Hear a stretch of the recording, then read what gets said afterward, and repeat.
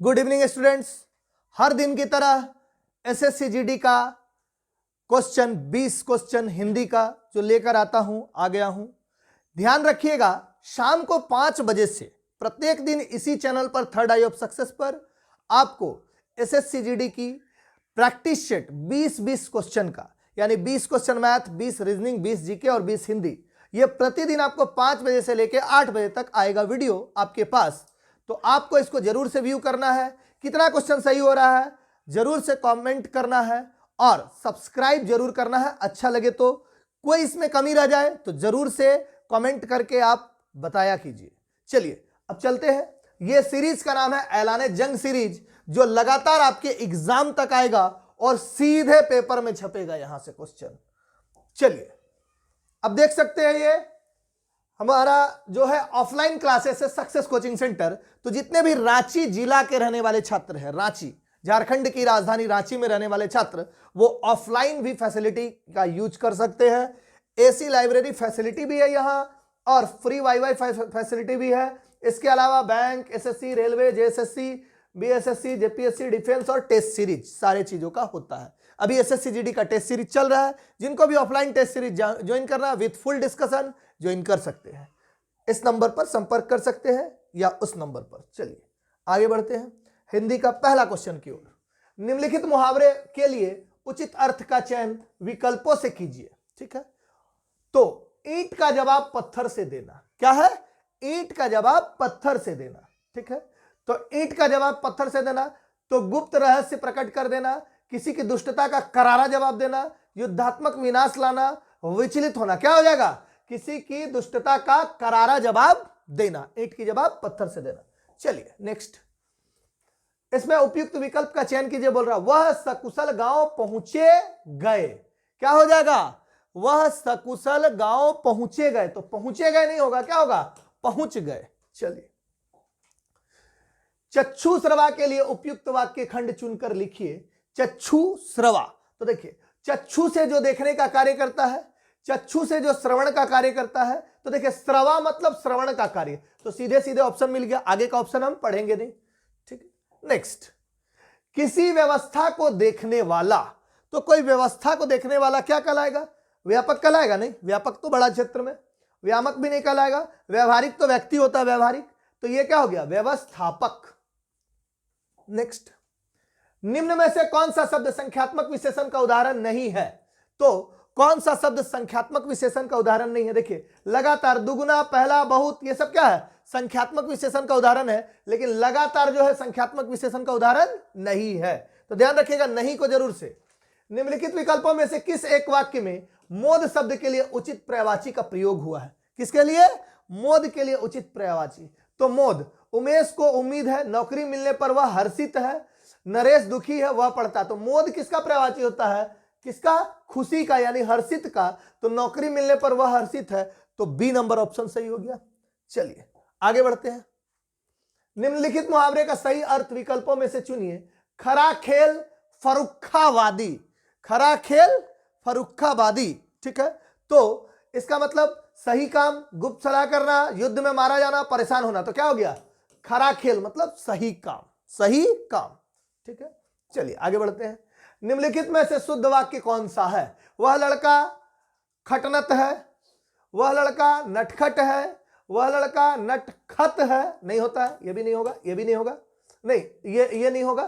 ठीक है, वह लड़का नटनट है, ये भी नहीं होगा। तो वह लड़का खटनत तो नहीं होगा, नटखट होता है। ठीक है, तो आंसर कौन सा हो जाएगा? ख नंबर। ठीक है, तो देख रहे हैं स्पेलिंग को कैसे घुमा दिया गया है। ठीक है, तो देखिएगा, मनुष्य के जीवों का रक्षक बनना चाहिए। उपरोक्त वाक्य में रेखांकित शब्द के लिए विलोम शब्द का चयन करें। ठीक है, कोई शब्द रेखांकित है ही नहीं इसमें। ठीक है, तो यहां पर क्या बोल रहा है? मनुष्य के जीवों का रक्षक, रक्षक में रेखांकित होना चाहिए, तभी जाके यहां भक्षक दिख रहा है। आंसर क्या हो गया? भक्षक। रेखांकित था नहीं।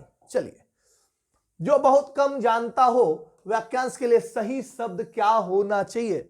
जो बहुत कम जानता है, तो क्या हो जाएगा? देखिए, कृतज्ञ, वधिक, अल्पज्ञ और सर्वज्ञ। तो क्या हो जाएगा? अल्पज्ञ, जो कम जानता है। ठीक ना, सर्वज्ञ मतलब सब कुछ जानने वाला, कृतज्ञ और कृतज्ञ जानते ही है। ठीक ना, किसी के उपकारों को मानने वाला कृतज्ञ होता है, किसी के उपकारों को, किए गए उपकारों को नहीं मानने वाला कृतज्ञ होता है। चलिए आगे बढ़ते हैं।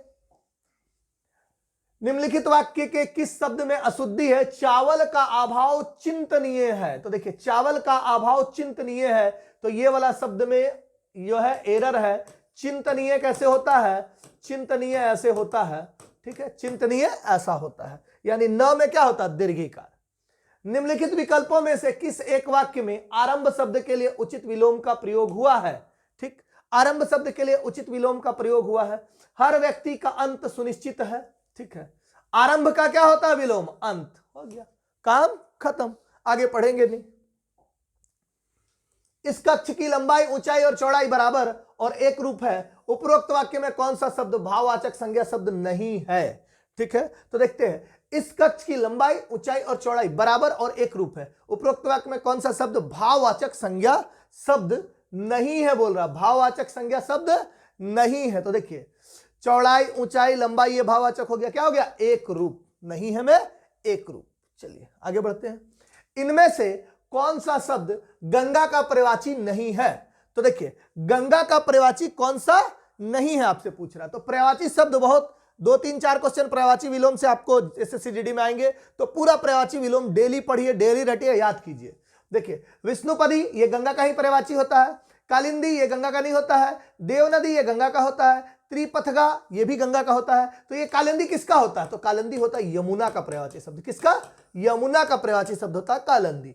तो आंसर क्या हो जाएगा? कालिंदी। ठीक है, चलिए दिए गए वाक्यांश के लिए उचित शब्द बताइए। किसी बात पर बार बार जोर देना, किसी बात पर बार बार जोर देना, ठीक ना। तो बार बार जोर देता है तो क्या कहलाएगा? ठीक है, देखिए बार बार जोर देना, हठ, बारंबारता, हठ धर्मिता, आग्रह, ठीक ना। तो बार बार ऐसे जोर देना, इसमें इस ऑप्शन के हिसाब से हठ भी हो सकता है और आग्रह भी हो सकता है। आप कमेंट बॉक्स में कमेंट भी कीजिएगा कि इसका एक्चुअल में सही जवाब क्या है। किसी बात पर बार बार जोर देना, तो बार बार जोर देना मतलब हम लोग हट करते, बच्चा लोग क्या करता? हट करता, जिद। आग्रह उसको नहीं बोलेंगे, बार बार जोर देना को, ठीक है। आग्रह भी बोल सकते हैं, हट भी बोल सकते हैं। इसमें से जो है एकदम सुइटेबल कौन सा आंसर होगा? आपका आंसर में क्या दिया हुआ? आग्रह दिया हुआ, ठीक है। चलिए आगे बढ़ते हैं। भारत ने खाली स्थान प्राप्त करने के बाद अनेक क्षेत्रों में महत्वपूर्ण उपलब्धियां प्राप्त की। तो भारत ने क्या प्राप्त करने के बाद? भारत ने क्या प्राप्त करने के बाद? ऑप्शन पे चलते हैं, ठीक है। भारत ने पराधीनता, क्या हो जाएगा यहां पर? पराधीनता। तो भारत ने पराधीनता प्राप्त करने के बाद अनेक क्षेत्रों में महत्वपूर्ण उपलब्धियां प्राप्त की है। जब हम स्वतंत्र हुए हैं, ठीक है, तो उस समय हमारी स्थिति अच्छी ना थी, ठीक है। सरकारी प्रयासों से काफी सुधार हुआ, परंतु अभी भी एक खाली स्थान ऐसा है, ठीक है। सरकारी प्रयासों से काफी सुधार हुआ, परंतु अभी भी एक खाली स्थान ऐसा है। क्या ऐसा है? अभी भी एक क्या हो जाएगा? क्षेत्र, एक क्षेत्र, ठीक है। देखिएगा, पढ़िएगा। अभी भी एक क्षेत्र ऐसा है जिसमें आगे बढ़ते हैं। अभी भी एक क्षेत्र ऐसा है जिसमें हम अभी तक कुछ विशेष नहीं कर पाए हैं। वह क्षेत्र है खेलों का। किसमें? खेलों का। लेकिन अब कर जा रहे हैं मोदी जी के युग में। इससे बड़ी विडंबना और क्या हो सकती है कि वर्षों से हम ओलंपिक में कोई भी स्वर्ण पदक नहीं जीत पाए, लेकिन अब जीत पाए। ये पुराना पैराग्राफ है, ठीक है। दुनिया के छोटे छोटे अविकसित निर्धन राष्ट्रों के प्रतिभागी भी खाली स्थान के क्षेत्र में हमसे आगे निकल गए हैं। तो किस क्षेत्र में हमसे आगे निकल गए हैं? तो खेल कूद के क्षेत्र में हमसे आगे निकल गए हैं, ठीक है, ठीक है। खेल कूद के क्षेत्र में कभी हॉकी का विशेष चैंपियन रहने वाला भारत आज इस खेल में अपनी प्रतिष्ठा खो चुका है। खेलों के गिरते स्तर के लिए कौन जिम्मेदार है? एक ओर सरकार की उदासीन दोषपूर्ण सरकारी नीतियां हैं, तो दूसरी ओर विभिन्न खेल संघों की क्या खाली स्थान खिलाड़ियों के लिए संविधाओं एवं प्रशिक्षण का सर्वथा अभाव या कुछ और प्रतियोगिता में भाग लेकर खाली हाथ लौटने पर सभी एक दूसरे को दोष बताते। तो यहां पर क्या हो जाएगा? दोषपूर्ण सरकारी नीतियां। तो दूसरी ओर विभिन्न खेल संघों की क्या हो जाएगा? विभिन्न खेल संघों की क्या हो जाएगा? यहां गुटबाजी, विभिन्न खेल संघों की गुटबाजी, ठीक है। खिलाड़ियों के लिए संविधाओं एवं प्रशिक्षण का सर्वथा अभाव या कुछ और प्रतियोगिताओं में भाग लेकर खाली हाथ लौटने पर सभी एक दूसरे को क्या करते हैं, दोष देते हैं। कारण चाहे जो भी हो, इतना तय है कि खेल कूद को राष्ट्रीय खालिस्तान का पर्याय नहीं मानते। खेल कूद को राष्ट्रीय, ठीक है, सम्मान का पर्याय नहीं मानते, ठीक है, नहीं मानते। अभाव प्रतियोगिताओं का नहीं, अभाव है तो लगन का, प्रोत्साहन का, संकल्प का, मुंहतोड़ जवाब देने वाले जीवन का, ठीक है। तो ये हो गया। चलिए, है ना, देखिएगा एक क्वेश्चन में कहीं एरर आया है शायद, एक सेकंड, कहीं पर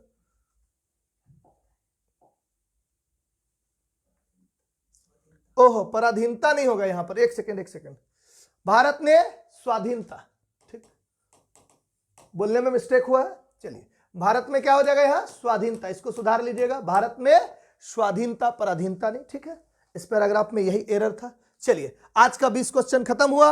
आपको ये कैसा लगा वीडियो, और भी कुछ कमी रह गई है तो आप कमेंट बॉक्स में कमेंट करेंगे, आगे से उसमें सुधार किया जाएगा। धन्यवाद। आज